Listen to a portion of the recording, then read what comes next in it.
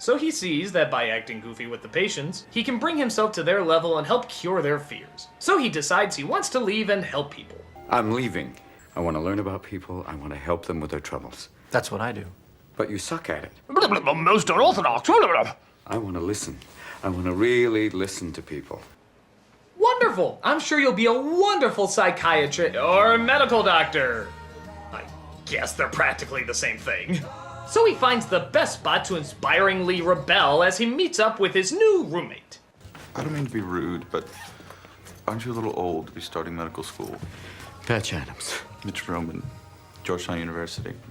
I was awarded the William F. Thompson Scientific Achievement Award. I once drew a picture of a rabbit that got me 2 gold stars. I hope you in no way emotionally change me by the end of this film. Psychiatrists do have to go to medical school, you ass of an ox! I think most people knew what I meant by this, but it is still technically a fuck-up.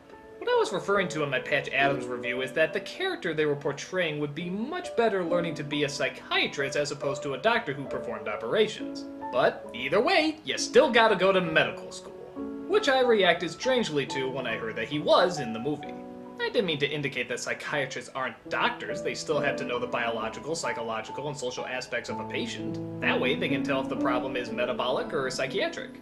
I was referring more that a man who does nothing but act like Bozo the Jackass would be more fitted away from the sharp medical tools unless they're being used to stab him.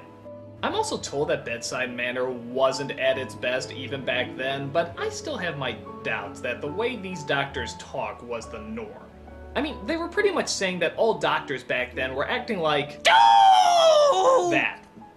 And that just doesn't seem as logical. Wouldn't it make more sense if you're a nice doctor that you would get more patients, that they would want to come and see you, that they would prefer you over doctors who are mean? Did Patch Adams really come and transform this? I have my suspicions, but who am I to talk about a time period where I wasn't even a sperm yet?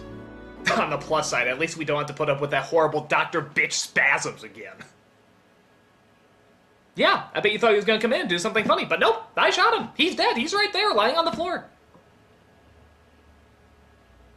I really should do something about that corpse.